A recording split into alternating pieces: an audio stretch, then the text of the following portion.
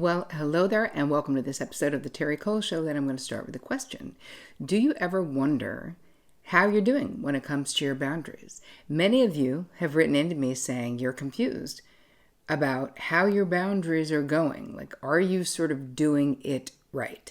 So, in today's episode, I'm going to be breaking down the 5 different types of boundaries that we have, and then I'm going to be walking you through how to do a boundary inventory so that you can figure out what relationships in your life do you need to focus your attention on, or what situations when it comes to your boundaries. So before we get started, if you are new to my channel, well, hello and welcome. Introduce yourselves in the comment, because we are really a very friendly group. Make sure that you subscribe and hit the bell, because hey, I roll out new episodes every Tuesday and every Thursday, and I wouldn't want you to miss a thing. If you are new here, my name is Terri Cole. I'm a licensed psychotherapist, a relationship expert, and the author of Boundary Boss, which you can get at boundarybossbook.com. And I want to say thank you for all of your questions and your comments and your participation in this channel, because that's what makes it such a fun place to be, which is why we all want to be here. So I love to highlight your comments. Valerie, under the episode called Father's Day Got You Down, Valerie says, your comfort zone becomes a comfortable prison. Wow, I heard and felt that all the way to the core of my being. Thanks so much for this episode, Terri. I'm honoring the memory of a wonderful grandfather who was a blessing to me, while also cherishing the child within and the journey she has been on and continues to walk. Thank you. Well, Valerie, thank you. I'm so grateful that you are here. Okay, so let's move into today's episode. There are 5 different types of boundaries, right? We know that there are 3 boundary styles, basically, which is porous, that is too malleable or too loose. That is rigid, which is too firm, too unyielding. And then there is healthy, which is kind of right in between those. Now let's move into the actual types. We're going to start with your physical boundaries, because this is something that I feel like maybe you know this, maybe you've read it in Boundary Boss, maybe you've heard it in other things that I've done, but do you really keep it at the front of your mind when you're trying to figure out where your boundaries need strengthening? And I feel like the answer to that for most people is no. So I just wanted to do sort of a little refresher on the boundaries that we have, the different types, because it's not just about what you think and how you feel. It's really about your body. So we're going to start with your physical boundaries. So what are they? This is your most basic boundaries are your body. This includes who has the right to touch you and how much personal space you may need in your life. Examples of physical boundary violation could be someone grabbing you without your permission, or let's say barging into the bathroom while you're in the bathtub without knocking. That also would be a boundary violation. And what would it sound like to assert healthy physical boundaries? It could sound something like, I'd like to make a simple request that you knock before you come into my room, right? It could really be that simple, which doesn't necessarily make it that easy. So let's move into sexual boundaries, which some people consider a subset of physical boundaries, which makes sense. So sexual boundaries, let's just get clear that you and you alone get to decide what sexual touch is acceptable, right? How, when, with whom you have intimate exchanges. This is completely self-determined, and it needs to be completely self-determined. So someone coercing you or pressuring you or forcing you to be sexual with them, or behaving in any way that makes you uncomfortable without your expressed consent, that is an example of sexual boundary violations. So this can include, again, grabbing you, massaging your shoulders, or making lewd or inappropriate comments. I mean, sometimes people will say something that is so sexual and I think so inappropriate, and they think that you should be flattered. And you're like, no, that is a violation. I'm not flattered. If you don't want it, if it's unwelcome, if it makes you uncomfortable, it's a violation. That is it. So asserting a healthy sexual boundary can sound like, I don't have unprotected sex, right? That is asserting a healthy sexual boundary. Or please step back. You are standing too close for my comfort. You know, those close talkers, you're like, hey man, get out of my personal space. And it's okay to just say that. Let's move into the third category, which is material boundaries. So this represents the way that you relate to your material possessions, how you want other people to relate to them as well. Falls under the category of material boundaries. So how many people have access to the things that you own? Do you lend money or not? Would you let someone borrow your car if you had a car, let's say? Are there areas of your home that are off limits to other people? Right? Basically, all of the conditions and stipulations around your stuff, that falls into this particular category. So an example of a material boundary violation would be someone using your computer without your permission, right? Or someone taking clothes from your closet. I tell this story in the book about how one of my sisters, when we both lived in the city, would just let herself into my apartment and take things out of my closet without telling me. And I would endlessly think I had lost that particular wrap or those sandals or whatever it was. And then I would eventually be like, hey, do you have that thing? And she would say she did. And really came down to it where I had to be like, if you do not ask me going forward, I'm literally taking the key back from you. And I would have done that. And then she started respecting my boundary, but I needed to put something in place. There had to be a consequence in place, which would have been a consequence for both of us, because sometimes I would need her to go to my apartment, and if I took her key back, then she wouldn't be able to do that for me either. But we ended up coming to an agreement, and I think that she saw how serious I was when I said I will have to take the key back, because I didn't want to take the key back. So asserting a healthy material boundary, what can that sound like? So let's say lending money. You can say, I have a no lending money policy, so it's not personal. The answer will have to be no. There's a way to do it. I know that when we're faced with people asking us to borrow something or borrow money, it almost feels impossible to say no, but it absolutely is not. That is a perfectly legitimate script to use when anyone asks you to borrow money. And you should have a no lending policy, according to me, because it just always goes bad. It just does. All right, the next category is mental boundaries. So this is all about your values, your opinions, your beliefs. So healthy mental boundaries means that you know what you believe, you know what you think about things. It also includes your ability to listen to others, even when you don't agree with them on everything, right? Like not taking the fact that they think differently than you super personally. It allows you to take in what someone else is saying. And it's even about having difficult conversations without shutting down or exploding, because those are two sort of automatic reactions to uncomfortable conversations that then what do? Well, they shut down the conversation altogether, right? It's basically being able to hold on to your own opinion, even when you're in the minority, even when other people don't agree with that. So let's say someone making demands instead of requests or disparaging your beliefs, those are violations of your mental boundaries. So think about it. Do you have anyone in your life right now who tries to wear down your no? Even though you clearly say no, so it looks like you clearly expressing your boundary and saying no, and the other person guilting you, trying to make you wrong, trying to convince you to change your mind. Oh my God, it's just ridiculous. It's so exhausting.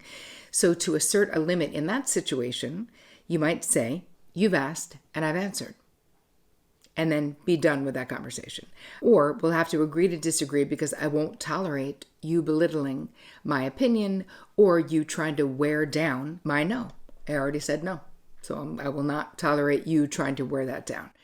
All right, the next category are emotional boundaries.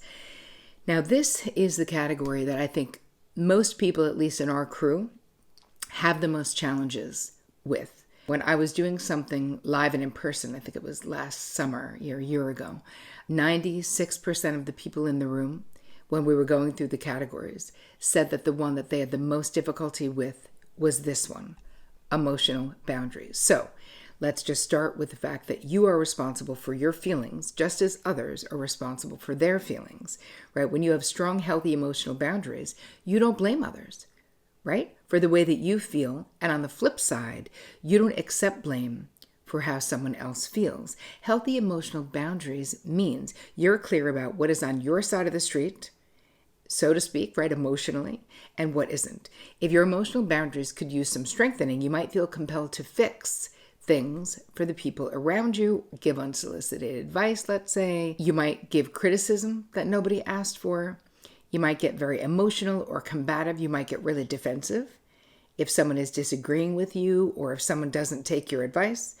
So an example of an emotional boundary violation is someone telling you, you shouldn't feel that way. You have no reason to feel that way. Because here's the thing. No one has the right to tell you what you should or shouldn't feel. Your personal boundaries are totally unique to you, all of these, right? And really, you and you alone, you have to figure out what is okay with you when you are interacting with other people. But that's why we're going to now move into the inventory. The malleable boundaries are too easily swayed, right? That means you have boundaries that are too loose. The rigid boundaries, as I said at the top, means you have boundaries that are too strong. And then what do we want? We want those right in the middle. So someone with porous or malleable boundaries, right, the ones that are too loose, you might overshare personal information. You might be overly invested in the problems and issues of others. And then at the other end of that spectrum, if your boundaries are too rigid, you might never ask for help, even though you could use it. You might minimize your closeness with other people, meaning you don't trust people as much and you're so afraid of being rejected that you kind of avoid close relationships if you have very rigid emotional boundaries. So healthy boundaries, of course, is what we're looking for, and that falls somewhere in between. So when you have clear, appropriately flexible boundaries, you have a deep understanding of yourself, you have a deep understanding of your preferences, your desires, your needs, your limits, your deal breakers, all of those things, and you can communicate them effectively. So there was your refresher on the types of boundaries. And now we're going to take a quick boundary inventory. And I'll give all of this will be in the guide, terricole.com/guides. You don't have to take notes, but I want you to think right now. In your relationships right now, where are you a pushover? Where are you feeling taken advantage of right now? Are you super rigid in any areas of your life? Are you more likely to cut someone off, to ignore them, to ghost them, to ice them out than you are to tell them why you're upset with them? Because that is having rigid boundaries. Are you often too understanding about other people's unacceptable or crappy behavior? Right? Do you find yourself making excuses for other people? This falls into the category of the lies we tell ourselves. That's what I talk about, where we don't want to deal with what we need to deal with. So if someone lashes out or behaves badly, we make an excuse for them in our own mind. And it's not just about, quote unquote, letting them off the hook. Why do we do that? Oh, because it lets us off the hook. Now we don't have to have a hard conversation. But maybe we really still do need to have that hard conversation. Now I'm going to guess that we really still do. Do you accept other people's lame excuses, right? Allowing them to avoid taking responsibility for their own actions. That kind of falls into the same category. Someone makes an excuse and you go, it's fine, no problem. So now what we're going to be doing, and this is going to be the takeaway from here, is you're going to make a list of all of the people and the circumstances in your life where you are doing any of these things. And I want you to be clear about what boundary type it is impacting. Is it emotional, meaning we're letting them sort of the other person, let's say, scream or ghost or do things that are emotionally damaging to you? Is it physical, where you really don't want to lend something to someone, or you did lend it to them and they haven't given it back to you, or you lent money and they haven't paid you back and you get the feeling they're probably not going to? So again, we want to think about the areas. Is it someone, the way that they're talking to you? Are you feeling or being objectified by someone in your office, by someone that you know, making comments that they think are quote unquote playful? Maybe. I don't know what they think. Who cares? If it makes you uncomfortable, if it's a lewd comment, if it's talking about your body or the way that you look in a pair of pants or whatever it is, that really is a violation, and it's of your physical form, right? It can fall into the physical or the sexual category. But I find that it's really helpful if you can get clear about what category does this fall in for you. Because you might be really good in almost all the other categories, but maybe for you, emotional boundaries is your Achilles heel. And that's where you need to do the work, is understanding why. Is it because of codependency? Do you find yourself, you're an empath or a highly sensitive person, which all of those things, without a doubt, complicates our ability to draw appropriate boundaries, especially in the moment. So in the guide, there's going to be something that you can fill out to start to gain clarity on where you are right now. How are you doing in your relationships, in your career, in your friendships, in your family of origin, and with yourself when it comes to boundaries? And when I say with yourself, I'm talking about your internal boundaries, which basically is how you relate to you. Do you keep your word to yourself? Do you do the things that you say you're going to do? When we are putting up with bad behavior from others, we know we also are having diminished internal boundaries, because you would have to have disordered internal boundaries in order to continually put up with crap from other people. So all of these things are connected. And when you are done filling out the guide, terricole.com/guide, I think you're going to have a much more clear idea of what relationships in your life, what situations need your attention. So this guide, when you're done filling it out, this is going to act as a GPS to where your attention is most needed, because even if you've been doing great, there's always more work to do, and not in like a depressing way, but in a hopeful way, because there's more nuanced boundaries to create. So even if you're not struggling mightily, great, I hope you're not. But there's always more, and there's always more precision that we can have when it comes to expressing our preferences, our limits, our deal breakers. There's always more precision that we can use, more nuanced information that we can be giving other people, which will make our lives easier, right? Let it be easy. Let it be joyful. Let it flow. That is my most favorite affirmation I've been saying for a month now, so feel free to use it yourself. Let it be easy. Let it be joyful. Let it flow. So I hope this episode of the Terri Cole Show was helpful to you. And if it was, please share it with the people in your world and let me know what your thoughts are. You can drop comments on the website, or you can find me on Instagram at Terri Cole. Thank you for spending time with me today. I appreciate you. And as always, take care of you.